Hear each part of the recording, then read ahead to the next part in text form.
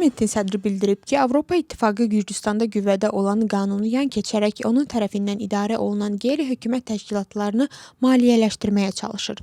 Şalva Papoşvili bunu təsdiqləmək üçün sosial şəbəkədə fotomateriallar və qeydiyyat sənədləri paylaşıb. Onun sözlərinə görə Avropa İttifaqının Gürcüstan üzərində siyasi təsir əldə etməyə yönəlmiş sxemləri mövcuddur. Buna görə də maliyyələrin necə qeydiyyata alındığı ilə suallara cavab verməlidir.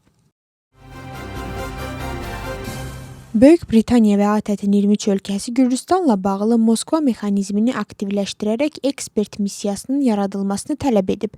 Bəyanata görə missiya Gürcüstanda insan hüquqları və əsas azadlıqlara bağlı son hadisələri sənədləşdirəcək. Onların vətəndaş cəmiyyətinə, media azadlığına, hüququn aliliyinə, məhkəmələrin müstəqilliyinə və siyasi pluralizmə təsirini qiymətləndirəcək. Həmçinin problemlərin həlli üçün tövsiyələr hazırlayacaq. Sənədi imzalayanlar Gürcüstanı missiya ilə əməkdaşlığa çağırır. 4 oktyabr işi üzrə növbəti məhkəmə iclası keçirilir. Müzakirə ediləcək şəxslər Eva Şaşiyaşvili, Georgi Çaxunaşvili və daha 13 nəfərdir. İclasda ittiham tərəfinin sübutları araşdırılacaq və ekspertlərin rəyinə qulaq asılacaq. Bu şəxslər Gürcüstan Cinayət Məcəlləsinin 19.222-ci maddəsinin 2-ci bəndinin A alt bəndi ilə ittiham olunublar. Bu da strateji və xüsusi əhəmiyyətli obyektlərin ələ keçirilməsi və bloklamasına cəhd etməyi nəzərdə tutur. Donald Trump bildirib ki, Rusiya prezidenti Vladimir Putin onun xahişini qəbul edib və Rusiya bir həftə ərzində Kiyev və digər şəhərləri bombalamayacaq. ABŞ prezidenti bunu Ukraynada hökm sürən sərt soyuq hava şəraiti ilə əsaslandırıb. Reutersin məlumatına görə gələn həftə Ukraynada temperatur -30 dərəcəyədək enə bilər ki, bu da rekord göstəricidir. Almaniya Avropalı müttəfiqləri ilə birlikdə ümumi nüvə çətirinin yaradılmasını müzakirə edir. Bunu Friedrich Merz açıqlayıb. Onun sözlərinə görə bu fikir ABŞ-la mövcud təhlükəsizlik razılaşmalarını tamamlayacaq və Almaniyanın müqavilə öhdəliklərini tərəfdaşlara birgə qərarların müzakirəsinə mane olmur.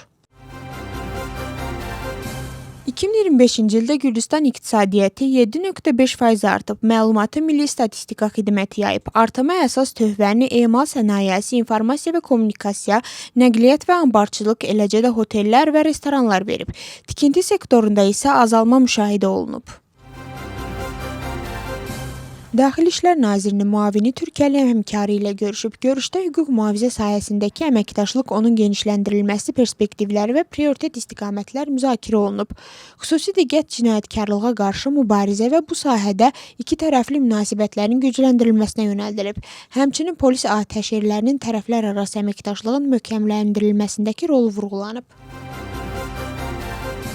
Ölkə üzrə Gəlirlər Xidməti ağac məhsullarının alqı-satqısı üzərində daimi nəzarət həyata keçirir. Vergi ödəyicilərinin fəaliyyəti yerində yoxlanılır. Bu çərçivədə 3 şəhərdə Tbilisi, Kutaisi, Batumidə 130 sahibkarın inventarizasiyası aparılıb. Gəlirlər Xidməti vergi ödəyicilərinin Gürcüstanın vergi qanunvericiliyini əməl etməyə çağırır. Donald Trump sosial şəbəkədə yazıb ki, Meksikanın əla və son dərəcə intellektual lideri var. O, Meksika prezidenti ilə telefon danışığından sonra bildirib ki, sərhəd narkotik trafiki və ticarət məsələlərini müzakirə ediblər. Trump dialoqu çox məhsuldar adlandırıb. Avropa İttifaqı İran İslam İnqilabı Keşikçilər Korpusunu terror təşkilatları siyahısına daxil edib. Onlara aktivlərin dondurulması və səyahət qadağasına daxil olmaqla sanksiyalar tətbiq olunur. İranın keçmiş şahının oğlu Rıza Pəhləvi bu qərarı müsbət qiymətləndirərək bunu önəmli addım və korpusun legitim olmadığını vurğulayan siqnal adlandırıb.